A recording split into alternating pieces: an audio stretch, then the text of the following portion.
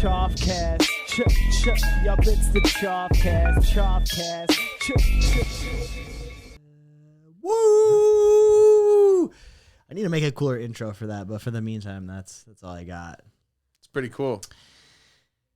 Yeah, it's pretty cool indeed. Welcome back to the CHOFF Cast. Got my great friend, iconic human being, all around star of life. Thank you. Harrison in the house. Very happy to be here. Welcome, brother. Happy to have you. Thank you. It's been a fun few years getting to like work on a lot of music with you and kind of like figure out how your mind works. You're like a very, not to like gas you up just to kick things off, but you're a very eclectic human being. And from an arts perspective, you're one of, if not the smartest person I know by a long shot. The way you like tackle so many different styles of music and just the way you operate in a dot, like you're just a very special man, Harrison. And I've never met anyone like you. And, being around you has had a super positive impact on my life. So before we start the show, I just want to say like, I'm very grateful for your friendship. So thank you. I'm grateful for your friendship. It's been great seeing you, produce and get your own style and start making your own stuff. It's been really awesome seeing that and seeing your creativity come out. I remember like everybody else, their first kind of beats, not their first beats, but some of their first tracks where they're developing a new style. It just sounds kind of just random, where yours were sounding like Mr. Carmack. It was crazy. Dude, that's like the highest honor. Mr. Carmack's a legend. Yeah. Yeah. That's what I'm saying. They just sounded everything blended. They were sounding really, really great. Thanks. Yeah. I mean, I think I have to equate a lot of that to the workflow that I've been able to adapt since working with you. I definitely like, I've made music for a while and I kind of put the pause on it for a while and then got back into it. And when I got back into it and we started like working together a lot, I kind of just, it was like this anxiety of feeling like every minute of it had to be perfect, like went out the window. Like I feel like before when I was writing, if I made a melody and it wasn't like super great, I would like scrap it. I also felt like everything had to be like way more original when you're like very cool with just like flipping samples and stuff, which is like, it's definitely like the way to be, I think. But for some reason it took like working with you to just go full speed ahead and understand that, I don't know, it's like you're doodling on a note card in a coffee shop. It doesn't have to be so serious. Yeah, well, when I first started producing and everything, I had that same thought. I was like, oh, okay, every single one of my beats needs to be super, super original. Everything I do needs to be super me. And then that was back when Metro Boomin was first coming around and a bunch of producers like that. And I saw a bunch of interviews seeing that Metro Boomin was actually just remaking other people's beats. And that's how he learned how to make beats. Yeah.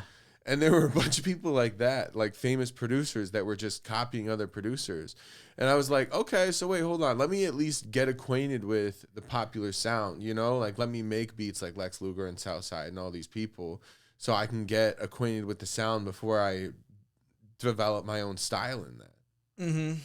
The crazy thing about it is, too, I feel like when you really dive deeper, like almost all popular songs are like a flip of something else. Like it's very rarely like a purely original idea. I mean, it's very evident in today's pop music. Like everything is a flip of a hit from a previous thing. Yeah. But it's just been funny to kind of watch that accelerate over time, too. Yeah, and it's crazy just the levels, right? Like I think Sting is taking 80 or 90% of the royalties from Lucid Dreams by Juice WRLD. Oh, wow. Just because of the guitar melody in it and just because they literally stole the guitar melody. But, everybody's kind of, there's a bunch of new stuff coming out with like hyperpop and glitch pop, but it's all really derived from other things. And I think that's always been the case. I think there's few things that have been truly original to itself without having inspiration from elsewhere. Yeah. And I think it's very easy to, especially as like a young producer, it's very easy to not grasp that, right? Yeah. Like you want like your voice to be heard. You want like, no, this is me. I don't use any samples on this, whatever. Or it's the opposite and it's all like, splice loops and whatever, which is like, at the end of the day, none of it fucking matters. If it's a cool song, it's a cool song. Yeah, and did I tell you about the sheep farmer story? I don't think so. So there's this story in audio that, okay, I was making a song and then I didn't make the drum. And so I didn't make the drum, and so I went and I started making drums for a living. And then that wasn't good enough because I wasn't making the materials of the drum for a living. And I couldn't get the right sound, I couldn't get the right tone with the right skinhead. And so then I became a sheep farmer and I don't make music anymore. Whoa. And so the point is, you can get so far away from making music in your process of finding your creativity. You know, you could go become a sheep farmer and stop making music altogether just because you're like searching for that one tone. You're so in your head. Yeah. I think there's something to be said about that too, even when it comes to sound design. Like it's important to note that sound design doesn't necessarily make the song great, right? Like yeah. I've heard sound design that's amazing and the song isn't that great. Whereas I've also heard sound design that's like super mediocre and like nothing new or eclectic, but it's like the most powerful song you've ever heard. No, and that's super true. And I think that's why a lot of times there are some really great sound designers that will pair up with some really good composition people. And I think they make some really powerful products. Like Space Laces makes some pretty cool music, but he sends all of his sound design to Excision and people like that. Or I think we talked about, who was that local artist that was working with G-Rex and doing all the sound design? I'm not sure. Sully. Sully.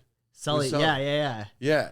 Right. So some of these guys are great at sound design, and it's not that they're not great at composition, but they're so great at sound design that they spread their sound design to all these other people and they make their own style that way. Yeah, that's kind of a crazy concept too, because like to my understanding, like a lot of his sound design kind of helped blow up his crew essentially, which is like a really good example of just like the power of community and kind of not holding things to yourself, right? Yeah. Yeah, and that's super cool. But then I think the biggest song was that Baba tune, which was G-Rex. So it's someone's doing the composition, someone's specializing in the sound design, and so someone's even specializing in the marketing. Sometimes the case is people just, I mean, my biggest flaw is I don't market my songs enough. You know, I just released a song that I still haven't marketed at all yet. And I think some people just need better marketing and need to get out there more. Yeah, that's the hardest piece of it too, because you like they say you should have like whatever 10 pieces of content like for every song. It's like unless you're making a music video and like cutting it up or like showing up and dancing in front of your laptop every day, like that's a grind. Yeah, you have to be a content creator on top of being a musician, which is honestly a bigger job even than being a musician, because you want to be a musician, but being a content creator, it's like, oh, I have to do this. I have to work. I have to make all these videos. Otherwise, I can't get my music out there, and it's not necessarily what you're wanting to do. Mm-hmm. Yeah, and it's like it's kind of one of those things too. Like I have to ask myself all the time, what is my goal with this song? Because sometimes when I drop a song, to be honest, I don't really care if it gets a ton of attention. So it's like my past few releases, I just want to do them just to do them for me. So like I have, I'll make a couple posts and like I'll share it in my stories or whatever, but it's like I'm not going super hard with the marketing just because like my goal isn't to get a bunch of plays right now. And so I think that's something too that needs to be talked about, because it's like there's this kind of unspoken narrative that everything needs to go, you need to go as hard as you can for everything. And I think there's value in going hard for some things, but on a personal level, growing as an artist for me, I have found a lot of peace in just like, no, I'm just releasing this for me. I want to be able to look back in 10 years and say, yeah, 10 years ago I released this. And like that is good enough for that piece of music. And I think that's really powerful. And, there are a lot of people that come to the studio and they never have the intention of releasing their music. They come and they just want to have it to listen to themselves. They never want to release it. I have people booking 5 hours next weekend that they never release their music. They just listen to all their music over and over again. And they put playlists of it, and that's what they listen to in the car, but they don't share it with anybody. And I think there's an art to that, right? Like it's kind of like, you're not sharing it with the world and you're not getting the attention, but it's a form of therapy, and it's a form of, just self-awareness and knowing who you are. Yeah. No, absolutely. That's interesting. So people book from you and like they're just literally collecting the music. Yeah. I have quite a few people that book for me and they don't release the music ever. They just want it on paper. They want to hear it. They want to have it for an event or something. I have some people that want music for their grandkids, right? They just want music. They have grandkids and they want their grandkids to hear them sing. And so they make music for their grandkids. Wow. Kind of cool. Can you imagine if I Swear Vezo made music for his grandkids? You know, it's interesting because I Swear Vezo doesn't want his kids to listen to rap, so I don't think he would make music for his grandkids. I mean, that's fair. Like, you've heard his you've helped make his music, yeah. So it's like that's yeah. And I respect it as a dad, right? As a dad, you want to keep your kids away from that message and keep them away from that lifestyle, especially. But you know what all is happening. You don't want your kids in that world. Yeah.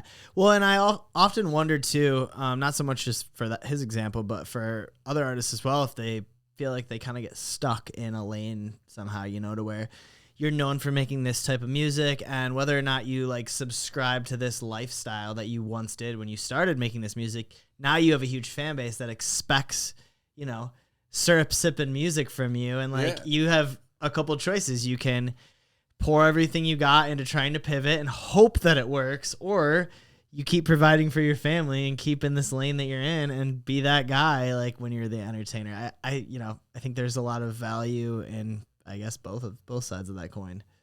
Yeah, I mean, you know, look at Danny Brown. I was at the Russell a couple years ago, and Danny Brown is like, I'm gonna play some new music, and the new song is "I used to celibate, but now I'm celibate," and I'm like, wow, this is crazy. Yeah. That's crazy. That was Danny Brown's new music that was coming out, and it was after he did all this wild stuff. He had Blunt After Blunt and all these crazy songs. Yeah, yeah, exactly. And he's doing all this drug music, and then he's talking about being celibate. And you know, it was working for him, and he was doing his thing. But then at the same time, you're right, there are artists like I Swear Vezo that kind of keep in their lane. And even if now, you know, they live in, you know, a nice house and they live out of the way and they're living comfortably, and they may not be trapping and doing all these things as much as they used to, they stay with the same musical style because it's working for them. So there's definitely value in both of those. But I think you have to read your fan base, because I think some of Danny Brown's fan base is not happy in the change. Yeah. Well, I mean, fan bases are almost always going to reject change. Like, it's very rare that you curate, like an artist curates a fan base so intentionally and so authentically that they're kind of just down for the ride. There's examples of it, obviously, but they're few and far between. Yeah. Like, I remember even Getter, his new music's beautiful, but just because he went from crazy dubstep to really much chiller music, he lost a lot of fans. Dude, they tore him down. He canceled that whole tour, and that was in, 2015, I think? Yeah, and then it's been hard for him to rebuild ever since. Yeah, well, it hasn't been hard. Now he's doing the Tara Reid thing. He's probably cashing out a little more for that even. True, but, you're right. I forgot about that. Yeah, but no, it's a really good example of someone that was like kind of at the top of the scene, and the scene literally dragged him down because he was like, hey, I'm sick of making head-banging music all the time, you know? Yeah, no, you really have to. That's what's hard about being a professional musician, and that's why there is an art in just keeping the music for yourself and not putting it out.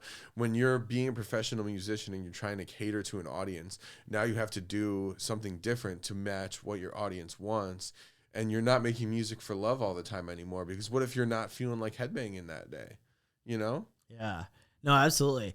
And a funny topic for that kind of segues into how we reconnected and became like, you know, as close as we are now, because you know, I'm very much, we both come from the same world of like electronic music and the grassroots shows and, you know, like the 2014 hard trap era. And I remember we had a conversation like the first time we hung out after not seeing each other for a bunch of years. I was like, hey, I love what I'm doing, but I'm kind of pigeonholed in this like open format flow right now. And you're like, hey, I love what I'm doing, but I'm kind of pigeonholed in this like back end producing thing. And then we kind of came together to explore those like deep rooted passions of our roots, basically, which has been so cool and so rewarding for me. And it's, you know, it's made me a better DJ all around. I'd love to just like learn a little more about like the transition that you had from that electronic scene when you're in college to kind of being a full-time artist producer. Well, okay, so it was kind of crazy. So, um, we were both obviously electronic DJs in college, and that was super fun, and I was having a great time with that. And then I graduated college, and I got cancer, which was tough. And then with that, it was tough for me to get a job. But just working for yourself and making music, you know, no one. It's much easier to get a job. You know, you don't have to. You're not a liability to all these companies. So I was able to work and start. I started up 11:11 when I had cancer. No shit. Yeah. And so then I started working and I started selling beats and doing all that. And then then the pandemic happened right after that. Yeah. And so everybody was inside. So I was making a bunch of content going online. I was doing some beats and some mixing and all that for people. And then I went to Mix Factory because I was like, hey, I need a job. I need to work. And I just wasn't hearing back from a lot of these companies, or the companies I was hearing back from. I just couldn't get a job in the corporate world. And so I just started making music, and me making music started working. And so I started taking sessions, kept taking more sessions. I remember I interned at Mix Factory for like 2 weeks. And then I started taking sessions there, and I've just been doing that ever since, taking sessions, mixing, making beats. It's been really fun. Yeah. What's your favorite part about sitting down with the artist? Is it like, you know, I know you're obviously an amazing producer. Is it producing stuff from scratch? Is it engineering people's vocals? Like what is your favorite part of client work?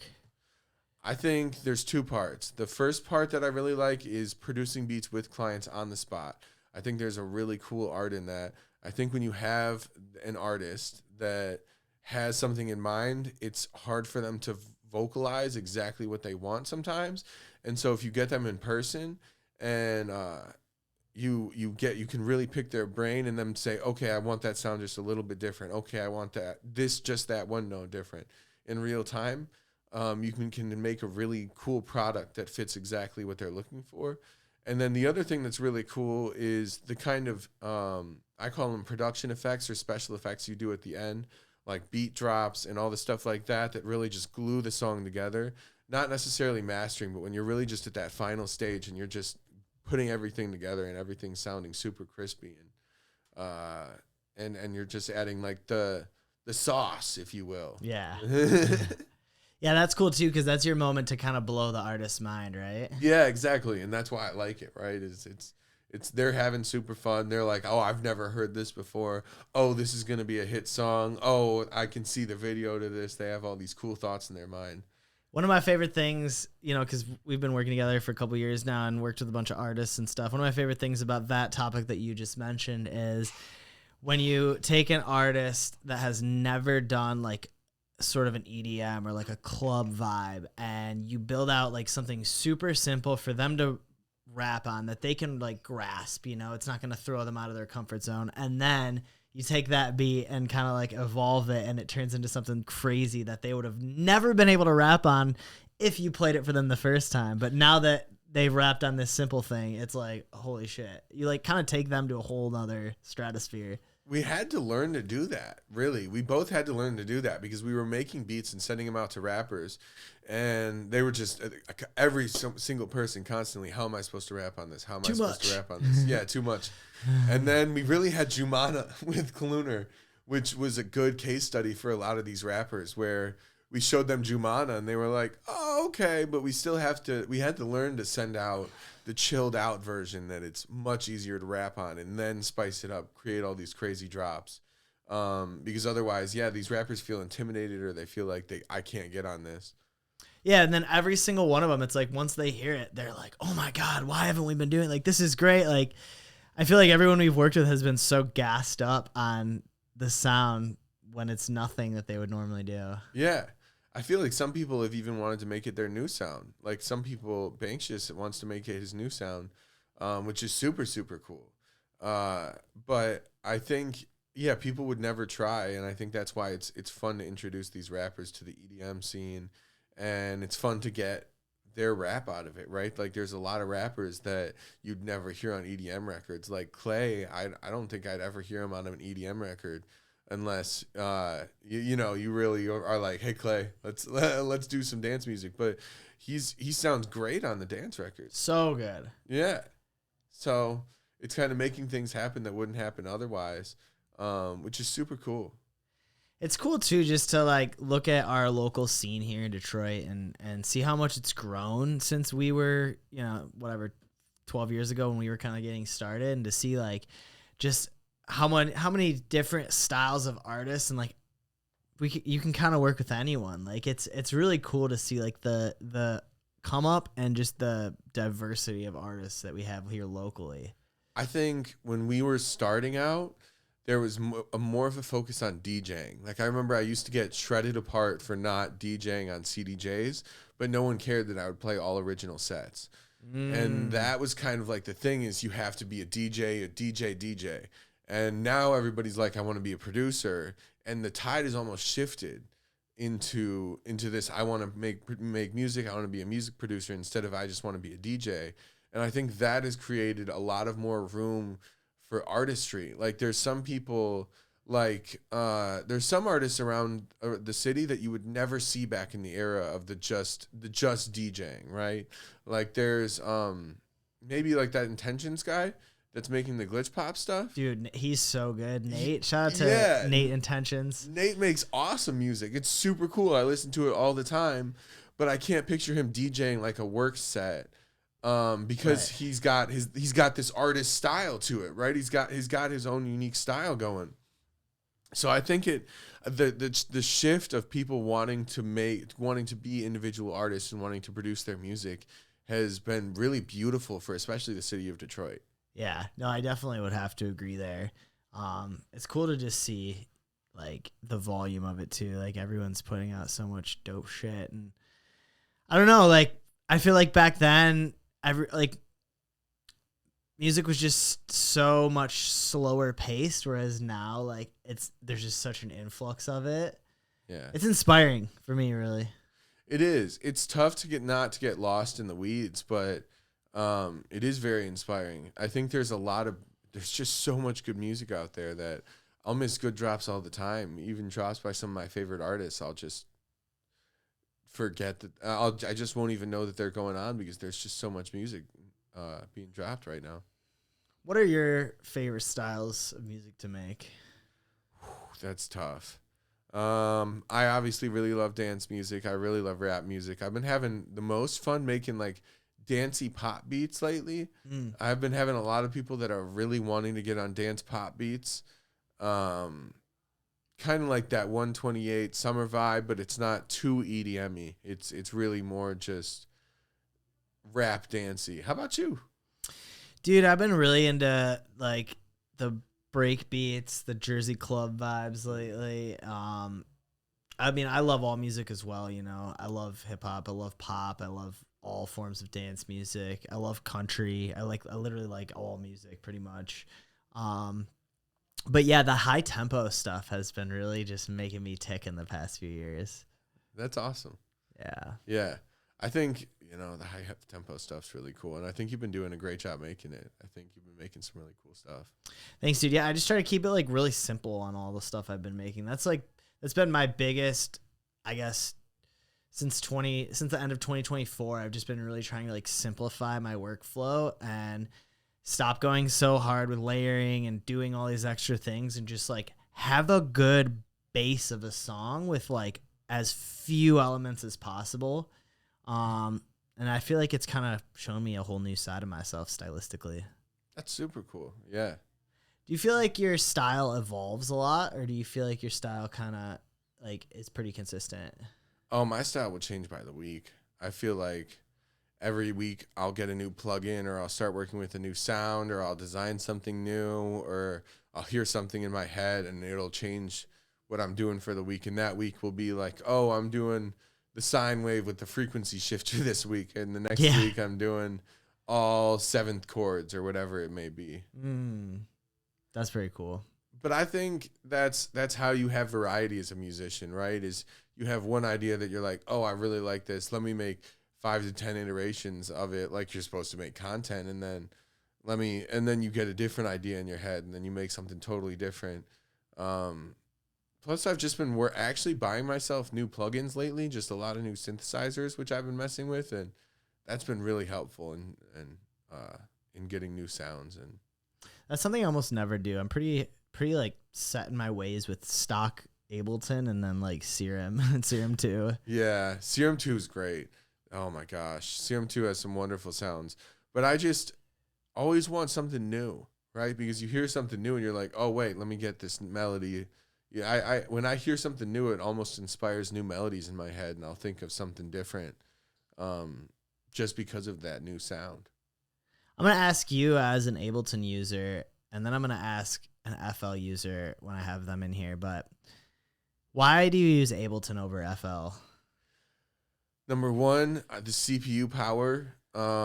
It's a lot easier to overload FL than it is to overload Ableton. Number two, it's easier to customize a lot of your effects and make new effects and make really complicated things very easy in Ableton. And number three, just the workflow. I think everything is super straightforward in Ableton, whereas in FL, right, you have to add a new channel, a new lane for your automation. It's not just on automatically on the lane of the track. Or, there's just small stuff like that. Like you have to assign each track to a mixer, where Ableton auto assigns every track to a mixer. You have to auto route each individual bus, where you can auto route multiple buses at the same time. And the look of it, a lot of people like the look of FL Studio, and a lot of people like the way the colors are and the way it looks. But I think FL is a little bit sloppy in how many tabs you have to open and how many different places you have to go to do simple tasks. Whereas Ableton, everything's right there. Yeah, that's fair. I was on Logic for like years before I switched to Ableton, and my favorite thing about Ableton definitely was just like you said, you could do so much so quickly, and it'll take you one step, whereas like on Logic it'll take you like 6 or 5. Like automation, for example. Yeah. It's like, I don't know, there's just like time stretching. There's just a lot of like weird quirks, I feel like, that Ableton just dialed in properly. Yeah, and oh man, they just did such a good job, and it's open format, so people are changing stuff all the time, and they have proprietary auto-tune in 12 now. Yeah, I heard about that. I haven't got 12 yet, but that's crazy. Yeah, they're just thinking of everything. I mean, super cool. Yeah. If you had to work with 3 artists of any type, dead or alive, who'd you pick and why? Ooh, that's a tough question. First thing that comes to mind. Don't overthink it. Okay. Let's say Mac Miller, Fred again, and Biggie.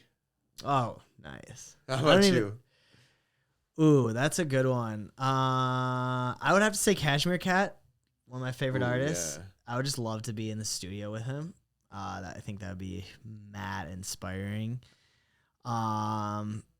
Maybe Bones. Okay.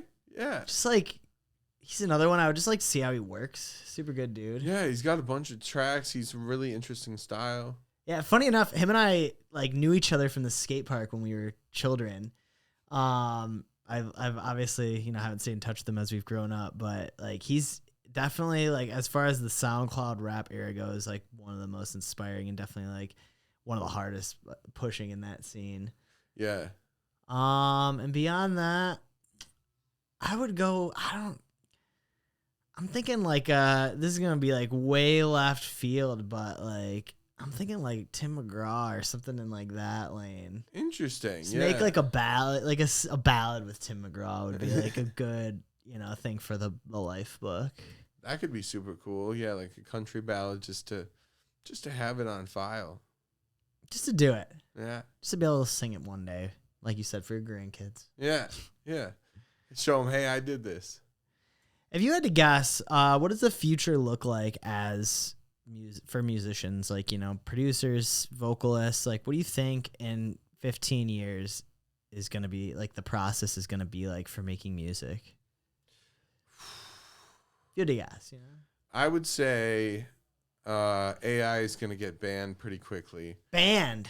Well, not banned, but it's already getting pretty. A lot of the distributors and people are saying you can't release music, or it's almost different if you release music using AI. So I think music's going to go back to a lot of instrumentation with a lot of processing. I think people use processing to make a lot of sound design. I think it's going to be a lot of acoustic instruments recorded and then processed pretty heavily to sound super digital. Interesting. And then kind of make like a acoustic digital soundscape blend. On the topic of AI, like, I wonder how they would ban it, right? Because, well, they already make it where you have to say if you put AI in your songs. Somehow they can detect if you have AI in your music. so something interesting that I talked about with someone over the weekend is how now you can write like school essays with AI, right? But apparently they have a way to detect it as well. And apparently within like ChatGPT, you can ask it to be undetectable for those things. So I'm wondering, like, is there a way that it's going to get so far advanced to where you can make stuff with AI that's undetectable that it was made with AI? That would be crazy. Because that would change. Yeah, like that would make it so all bets are off, really. Which, Yeah. like, if I'm looking at the future of the world and I'm like the creator, right? I say just open the floodgates and just let it all happen and like give people the tools and let the good shine through. My thing is that might take away from the actual artistry, right? Because now you're just going to have people making music in no time using AI, not really inspired, right? Because think about like the Mid-Journey and you just type in a sentence.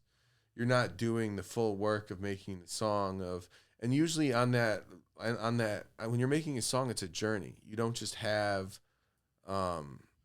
okay, I have a melody and then let me make the whole song. Sometimes you make a melody, you get halfway done, you hate that first melody that you made, but you keep everything else. You know, it's different every time.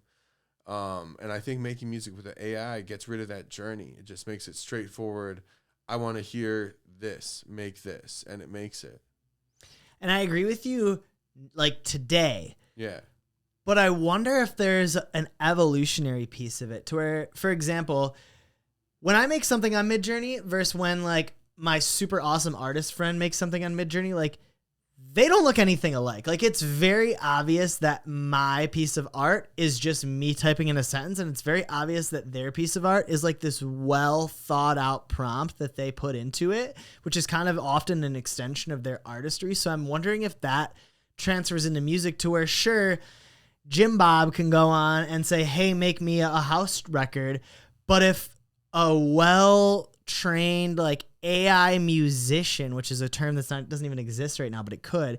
Whereas if that person goes in and is able to like craft this prompt that is like so articulate and kind of almost like explains a wealth of their knowledge to the AI, could that then make like this next level record that like Jim Bob could never do? I think that's like not out of the question. What do you think? I think you're right, because think about like the Rick Rubins of the world, where they don't really produce. They produce music, but they don't play any instruments. They don't have any of the technical abilities. So it would give those people that have really beautiful ideas, but not the technical abilities to make them happen. It would give them the ability to make them these songs happen.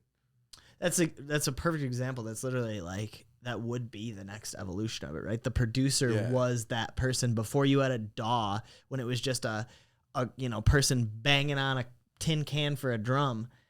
There really wasn't like a need for a producer composer. Now that's a huge thing. Yeah, so, now it's in every part of the music industry. Right. So like that's a super interesting point that I think, we'll probably see in our lifetime, is just like what that evolution looks like. And they have new iterations, like they have that Spawn and they have Copilot. Yeah. Spawn's melodies. Copilot is like helps you produce and helps you find similar samples. So I think they're finding ways to integrate it in different ways. I don't know. I'm not super sold on it. It is cool, I will say, like the way you can throw a track in these like different AIs and kind of have it evolve the track, and you could back engineer that for some inspo, right? That like, is true. Like if you have an idea that's like 3/4 of the way done, but you're missing something, you just throw it in, ask AI to like expand it. Now you have a whole drop that you wouldn't have even thought of, and maybe you probably don't use the whole drop, but maybe you take a bass line or you take a melody and then you recreate it on your own, and now you've got this like whole wave of inspiration. You get sent on this creating spree that like kind of would have fallen flat without it. No, that's totally true. It's a different way of getting inspired. It's a different way of creating. It's super cool. I think I'm just a hyper optimist when it comes to AI. Because, like, you know, I had a background in radio, and not that long ago, well, I guess it was a little bit ago now, like when AI was first coming out, there was this chick named Ashley that like made an AI version of herself and played it on the radio. And like the radio world still to this day, like clowns her so hard for it, like tears her up. She got fired. It was like a disaster, literally, because she recreated her own voice and was like, let's see what AI Ashley has to say, and like played it. Whereas like my optimistic ass, I'm like, she did exactly what she was supposed to do. Like as a media person, as a creator, these tools are coming.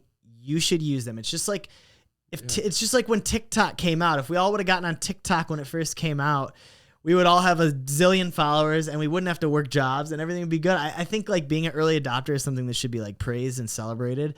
So like when I saw people clowning AI Ashley, I just thought they were like just dinosaurs. I'm just like, you're behind the curve. Yeah. So I feel like I don't know. Again, I feel like the same way with when it comes to music, that, you know, I think we should be embracing these tools. I think we should be optimistic about it. I think at the end of the day, if you're a musician and your intentions are pure and you work extremely hard and you have a little bit of luck, like everything should work out for you. So it's like, what does it matter if there's these new tools that make it easier for other people? That is true. I guess it doesn't really matter. It makes it a bigger pool, but yeah, you're right. If you're a good artist, why are you afraid of competition? You know, you're in your own lane, you're doing your own thing. And that's what's super weird is I feel like a lot of people are super afraid of competition in music. When you're making your own style of music and you're doing your own thing, why are you worried about the next person?